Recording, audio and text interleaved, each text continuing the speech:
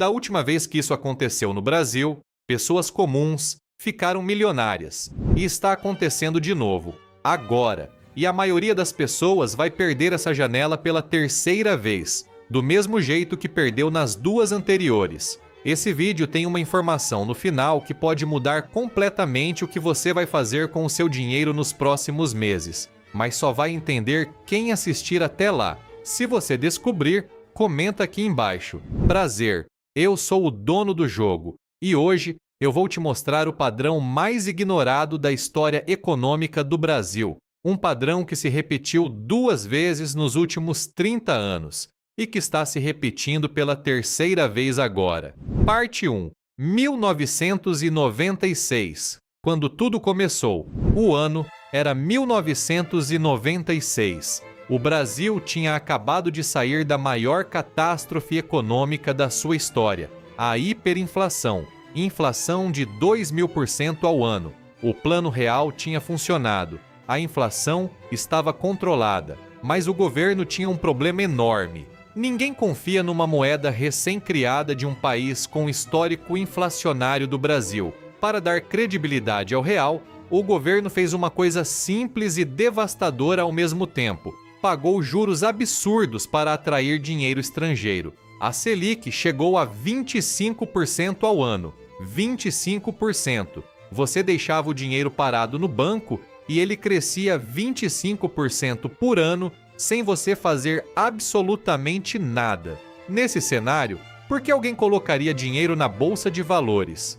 A resposta que o mercado deu foi: ninguém. Em 1996, o investidor pessoa física, o brasileiro comum como você e eu, representava menos de 10% de tudo que era negociado na bolsa. A bolsa era coisa de especulador, de rico, de gente de terno no 20º andar do banco. O brasileiro comum estava longe, muito longe.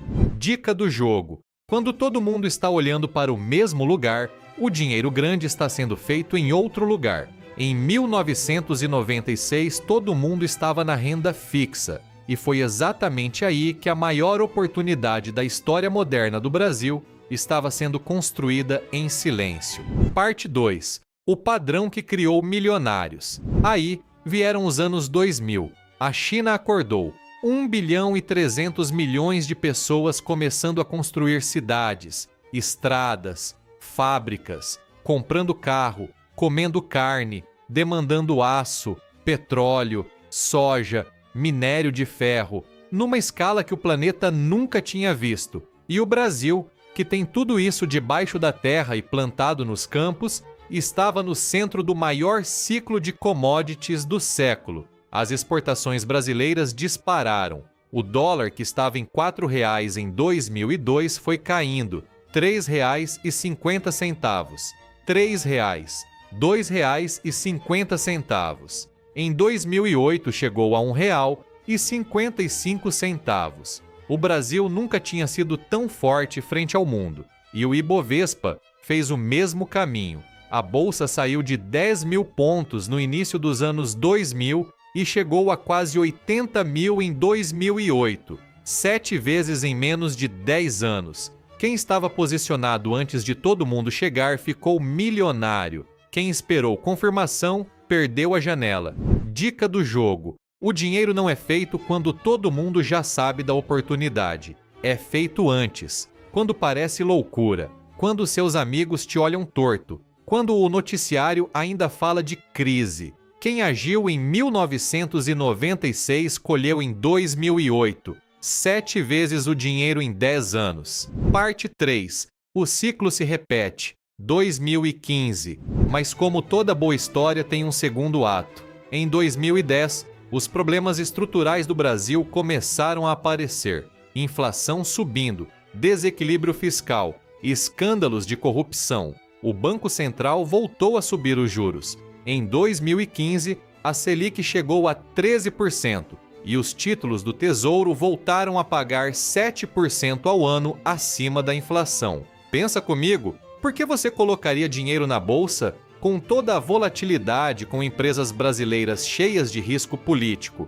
Se o governo federal te pagava 7% acima da inflação garantido, a conta era simples. O investidor pessoa física foi embora da bolsa silenciosamente, de 26% em 2009 para 11% em 2015, quase o mesmo patamar de 1996. A bolsa foi de 80 mil para 40 mil pontos, e foi exatamente nesse momento, quando o pessimismo estava no topo, quando parecia que o Brasil nunca mais ia se recuperar, que o ciclo começou a virar de novo.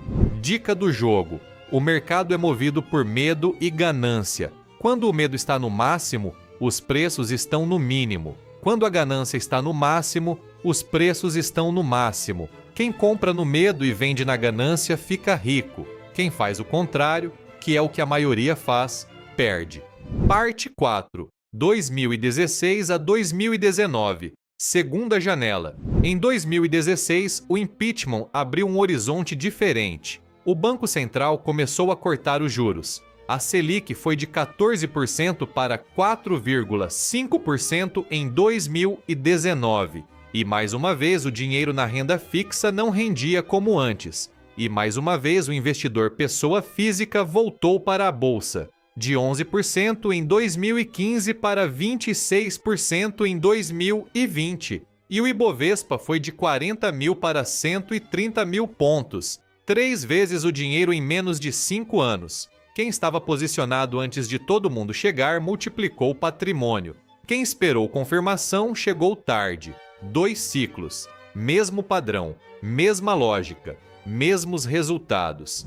Dica do jogo: você não precisa ser gênio para ganhar dinheiro no mercado. Você precisa entender o ciclo em que está e ter coragem de agir antes que todo mundo chegue à mesma conclusão. Porque quando todo mundo chegar, os preços já subiram e a janela já fechou. Parte 5. Agora, terceira janela. E agora chegamos no presente. Em 2020, a Selic chegou a 2% ao ano, o menor patamar da história do Brasil. A renda fixa tinha virado pó. O investidor pessoa física voltou para a bolsa empolgado.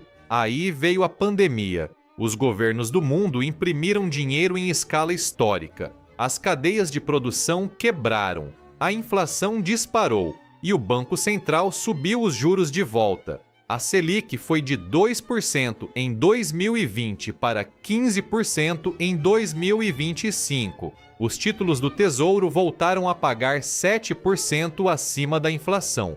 E mais uma vez, o investidor pessoa física foi embora da bolsa, de 26% em 2019 para 10,7% hoje. 10,7%. O menor percentual de participação do investidor pessoa física na Bolsa Brasileira desde que esse dado começou a ser medido. Mais baixo que em 1996, mais baixo que no impeachment da Dilma, mais baixo do que em qualquer momento dos últimos 30 anos. O padrão está se repetindo pela terceira vez.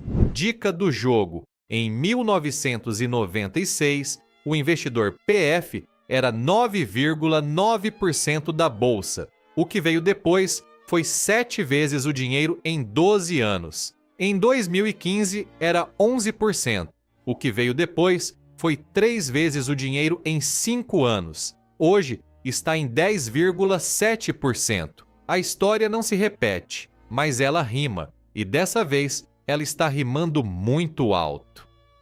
Parte 6. O que os números dizem? Deixa eu montar um cenário para você entender com números reais. No dia 30 de dezembro de 2015, a Selic estava em 14,25%. Você tinha uma decisão na sua frente. Do lado esquerdo, CDI, seguro, previsível. O governo garantindo retorno, zero volatilidade. Todo mundo indo para lá. Do lado direito, a bolsa. Empresas no vermelho, Ibovespa derretendo, escândalos de corrupção. A maioria esmagadora escolheu o lado esquerdo e ganhou dinheiro. Nos 3 anos seguintes, quem ficou no CDI teve retorno de 25%. Só que quem escolheu o lado direito, quem olhou para o caos e enxergou oportunidade, teve retorno de 120% no Ibovespa, quase 5 vezes o CDI, com o mesmo dinheiro, no mesmo período. A diferença entre as duas escolhas não foi sorte, foi entender o ciclo.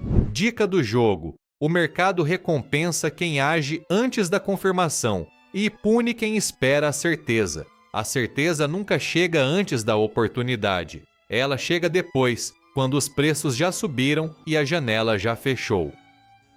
Parte 7. O que está acontecendo agora? O primeiro corte da Selic já aconteceu, de 15% para 14,75%. Pequenininho, mas aconteceu. E a expectativa do mercado é que a Selic termine 2026 em 12,5%. Se esse ciclo de cortes continuar, e tudo indica que vai, o investidor pessoa física vai perder o argumento de ficar na renda fixa e vai voltar para a bolsa. E isso já aconteceu 2 vezes. E toda vez que aconteceu, quem estava posicionado antes ganhou muito dinheiro. Os melhores preços estão disponíveis agora, quando ninguém quer, quando só 10,7% da bolsa é composta por investidores comuns. Se você esperar os cortes ficarem mais agressivos para se posicionar, talvez já seja tarde. A janela não avisa quando vai fechar.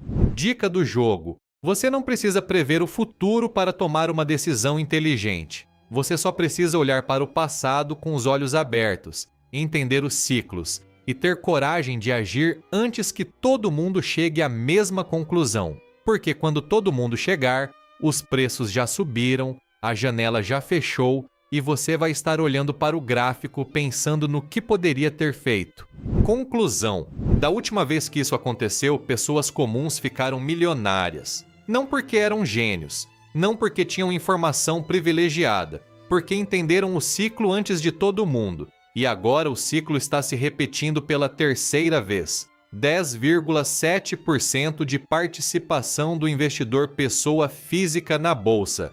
Primeiro corte da Selic já aconteceu. A janela está aberta. Por quanto tempo? Ninguém sabe. Você decide o que vai fazer com essa informação. E se você chegou até aqui, deixa o comentário secreto aqui embaixo. Escreva: quem entende o ciclo não precisa de sorte. Quem cair aqui de paraquedas vai achar que é frase de coach, mas quem assistiu até o final sabe que é a frase que separa quem constrói patrimônio de quem assiste os outros construírem. E já que você entendeu por que essa janela existe, você precisa entender o que está destruindo o seu poder de compra enquanto você decide. Eu fiz um vídeo mostrando como o dólar alto está te deixando mais pobre todo dia e você nem percebe. Clica aqui agora, porque de nada adianta pegar o ciclo da bolsa se o dólar está corroendo o seu dinheiro por baixo ao mesmo tempo. Te vejo lá.